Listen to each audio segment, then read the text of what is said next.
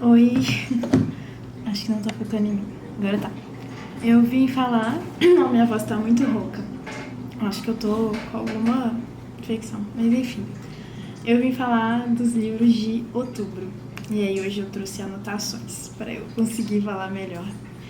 O primeiro foi Verão no Aquário, da Lígia Fagundes Telles. Não foi o primeiro livro que eu li da Lídia, mas esse, nossa, me impactou muito. Foi muito bom ler. E assim, Verão no Aquário é um livro que se passa no verão. E ele é muito claustrofóbico. E o tempo todo no livro está muito quente. E tava, assim, outubro, no início de outubro, final de setembro, tava muito calor. Fazia mais de 150 dias que não chovia em Belo Horizonte. Parecia que eu tava dentro do livro, assim. A atmosfera de, ai, desespero. Foi incrível. Eu amei. O enredo, ele é meio, a narradora não é confiável. É tipo, a, a personagem principal, que é a Raíza, ela é uma menina muito complicada e ela tem uns problemas com a mãe dela. Ela cisma que a mãe dela tá ficando com um seminarista. E aí fica nisso, tipo, será que ela tá ficando com o seminarista? Será que ela não tá? E a menina meio que gosta do cara também, e aí fica uma confusão. E o que eu, assim, senti do livro, a percepção que eu tive, é que a Raiz é uma menina que ela se vê de repente numa realidade, né? O livro se passa na década de 60, então é uma realidade de muitas liberdades que estão sendo dadas para os jovens e ela, tipo, não sabe o que fazer com essas liberdades e ela busca se encontrar e aí para isso ela, nossa, se coloca em diversas situações muito complicadas. Tudo isso enquanto ela tenta se resolver com a mãe. É muito bom, assim, é difícil explicar, mas é muito bom. A escrita da Lídia é deliciosa, eu lia e eu não tinha vontade de parar. Tem uma cena específica que acontece no carnaval que, meu Deus, assim, é desesperador. Eu me senti mal lendo, eu falei sorrindo, porque é muito bem feito, assim, sabe? Você lê, você fica, meu Deus, é incrível, eu amei, eu amei. É muito bom. O que eu escrevi na minha resenha foi que eu senti que era uma música que tipo uma orquestra que vai subindo e subindo e subindo e subindo, e aí você espera que de repente vai quebrar e começar uma música mais suave, mas não quebrava, e continuava subindo, subindo, subindo, subindo. E quando finalmente quebrava, você podia respirar e ficar, ai, ok, aconteceu, assim, sabe? Ai, leiam esse livro, é muito bom. Depois de Verão no Aquário, eu li Belo Mundo Onde Você Está, que foi um choque. Porque o que aconteceu? Eu literalmente acabei de ler Verão no Aquário, que foi esse livro, e aí eu comecei a ler O Belo Mundo Onde Você Está, da Sally Rooney. E aí, ele é assim... Então foi um choque de realidade muito grande. Eu dei 3 estrelas pra ele. Eu acho que um pouco foi por causa dessa percepção. Mas eu também não gostei muito da história em si, sabe? Eu achei que os personagens, eles às vezes têm umas conversas que não aconteceriam na vida real, umas conversas meio esquisitas. O Félix é um dos personagens, ele... É porque, resumindo a história, né? Eu me perco muito no que eu tô falando. Tem 2 grandes amigas, que eu esqueci o nome delas, mas tem 2 grandes amigas, que uma é uma escritora famosa, que ficou super rica, e a outra, ela tinha muito potencial, mas ela não ficou tão famosa e tal. Ela não ficou nada famosa, na verdade, ela trabalha, tipo, numa revista, ela é meio baixa renda, e essas 2 amigas têm essas vidas distintas, e a super rica foi morar numa cidade de interior, assim, numa casa enorme, que antes era, sei lá, um convento, um negócio assim. Aí, a outra fica na cidade delas, e tem um outro cara que é o Simon, que é o amigo bonitão, que também na história, e tem esse Félix, que aparece nessa cidadezinha e se envolve com a escritora. E ele é uma pessoa, assim, que ele fala umas coisas, eu fico, gente, não é possível que ele tá falando o que ele tá falando, e que essa mulher tá aceitando, sabe? Ele é muito grosso, isso me irritou muito.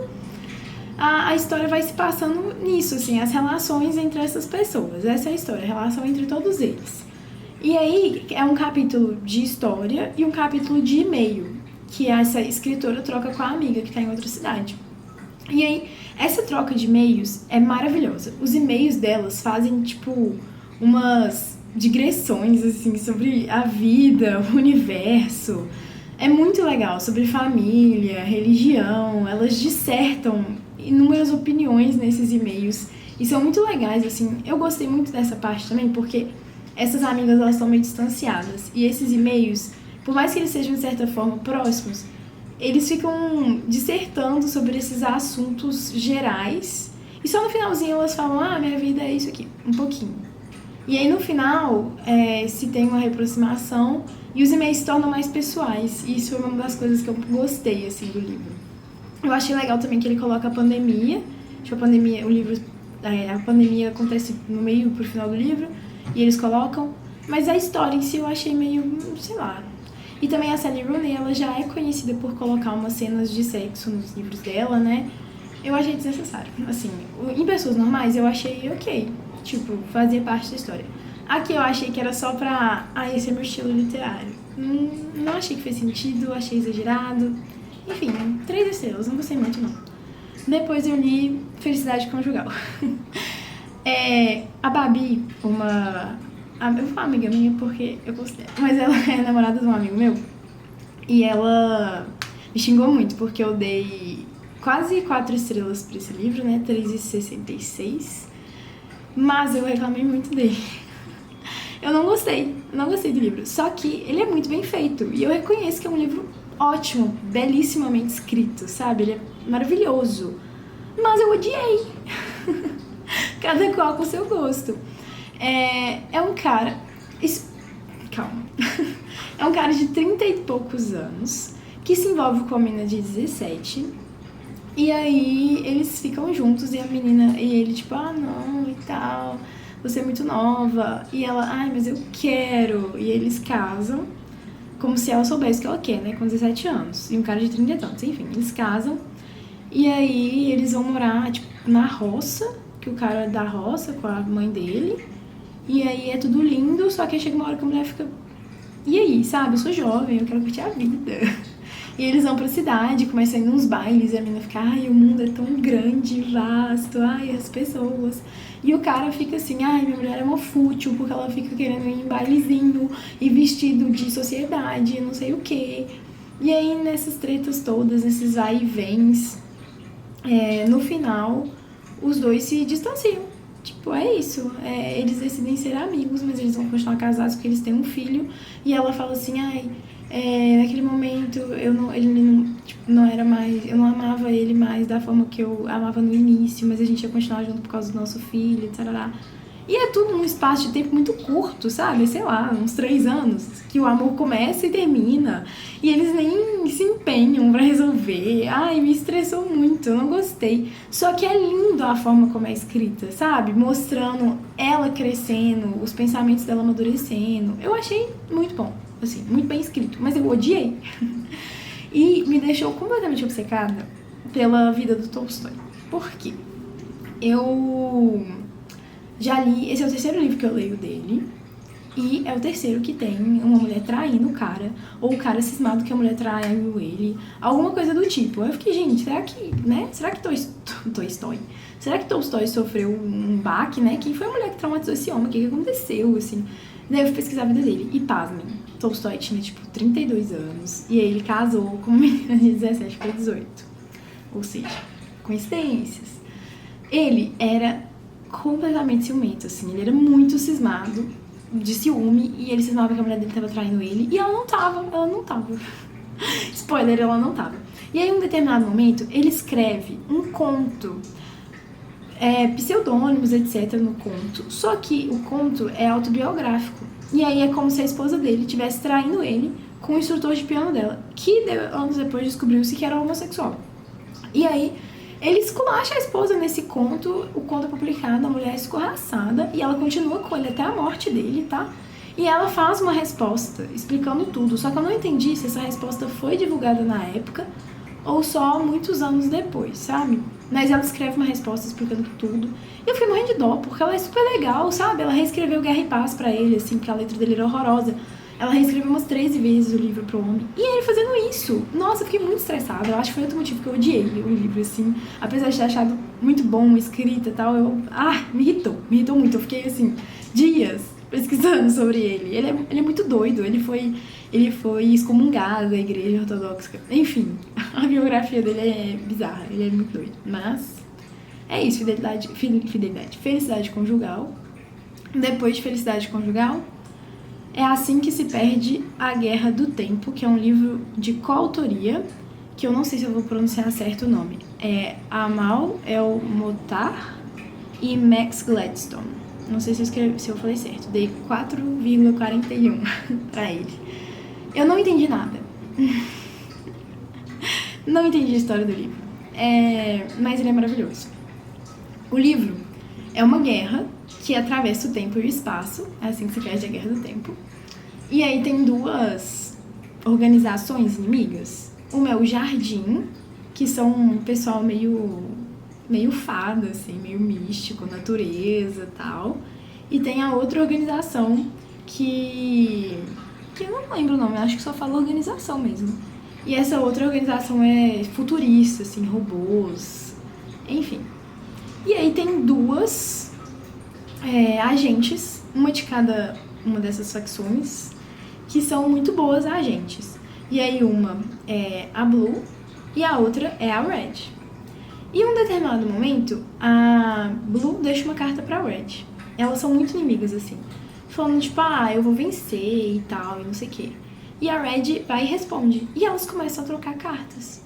E elas se apaixonam. E é isso.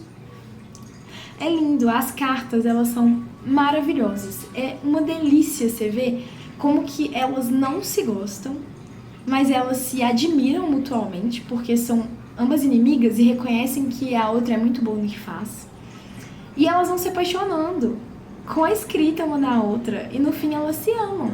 E as cartas, elas não são cartas assim, papel e caneta. Elas são cartas, tipo, sei lá, escreveu na lava do vulcão, numa língua que só elas entendem, e aí quando a lava escorre, a outra vê a carta na larva.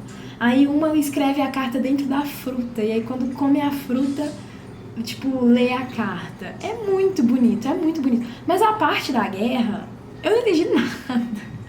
Não entendi o que aconteceu. Assim, é muito confuso. Só que eu acho que não é só eu, assim, eu li várias resenhas, várias pessoas tiveram a mesma percepção. Mas assim, não é o foco do livro, não é um livro sobre guerra, é um livro sobre amor. E o amor, ele tá escancarado no livro, é lindo. Eu gostei muito. Nossa, foi muito bonito mesmo. E eu não me atentei ao fato de que era uma coautoria. Eu não sei se eu já falei isso.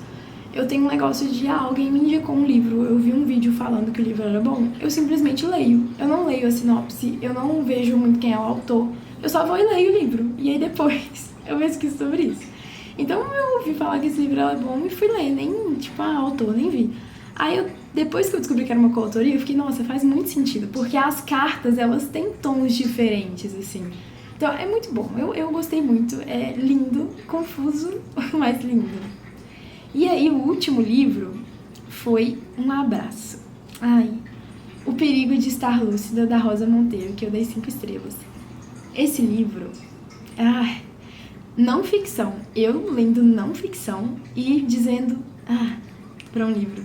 Enfim, O Perigo de Estar Lúcida, de Rosa Monteiro, ele vai falar sobre o fato de que os artistas são meio malucos. E é muito bom, assim. É um abraço porque ela trata principalmente da escrita, dos escritores e tal. E ela vai trazer vários dados, vários fatos, histórias pessoais. Ela te envolve de um jeito na escrita que você não consegue parar de ler, apesar de ser uma não ficção. Eu quero ler os livros dela, ela é uma escritora de ficção e agora eu quero ler tudo que ela já escreveu, porque se ela me prendeu com não ficção, então a ficção dela vai me destruir, porque, nossa, enfim, esse livro me fez perceber, me fez me sentir assim, parte de alguma coisa, menos sozinha no mundo, porque coisas que eu achava que eram peculiaridades minhas, na verdade são comuns a várias pessoas, isso eu amei. Mas me fez sentir também um pouco esquisita, porque coisas que eu achava que eram comuns para todo mundo são, na verdade, peculiaridades. E aí eu fiquei assim, meu Deus. Foi um abraço, sabe? Mesmo. Porque, sei lá, é muito bom você pensar que você tá sozinha e de repente você não tá mais. Não é só você que faz isso. Serviu também muito para um choque de realidades enorme, porque o meu namorado, ele não é uma pessoa que lê ficção, ele não gosta. E aí a gente conversando sobre isso, E aí eu descobri que ele não vê as coisas na cabeça dele. Ele não vê as coisas, ele lê. E são palavras, tipo assim, ele entende o que tá acontecendo, ele presta atenção e etc. Ele entende a história. Mas ele não vê na cabeça dele, não se formam imagens. Aí eu falei, como assim? Aí ele, uai, não forma. Mas como que você vive? Porque tudo que me é contado, tudo que me é escrito, se formam imagens na minha cabeça muito nitidamente. Assim, muito. É horrível isso. É muito bom, mas também é horrível. Porque eu vejo muito nitidamente. Enfim. E ele, não vejo nada não. Eu falei, uai. O que tá na sua cabeça? Enfim. E aí eu descobri que, por causa desse livro, eu descobri que as pessoas, nem todo mundo vê as coisas na cabeça delas. Ou talvez todo mundo veja e só meu namorado que não, né? Tem essa possibilidade também. Mas o livro, ele trata disso, das bênçãos e das maldições da loucura, de formas com que lidar com isso também, com que artistas, escritores, ao longo das décadas, séculos, têm lidado com a sua própria mente. A escrita como uma forma de não tratar, mas de conseguir viver no mundo tendo uma cabeça tão dividida entre dois mundos. Quando você escreve, você consegue colocar um deles no papel. Eu não sei se eu tô conseguindo passar o tanto que esse livro é bom. Mas ele é muito bom. Eu, inclusive, escrevi, não terminei, mas estou escrevendo um e-mail pra Rosa pra poder mandar pra ela, pra falar, nossa, obrigada por existir, assim, por escrever esse livro. Porque é maravilhoso, é muito bom. Eu recomendo pra todo mundo que tem um lado meio artístico, assim, uma alma sensível, e também quem se interessa pelo assunto. É muito bom o livro, muito bom. Ai, eu tô com saudade dele já.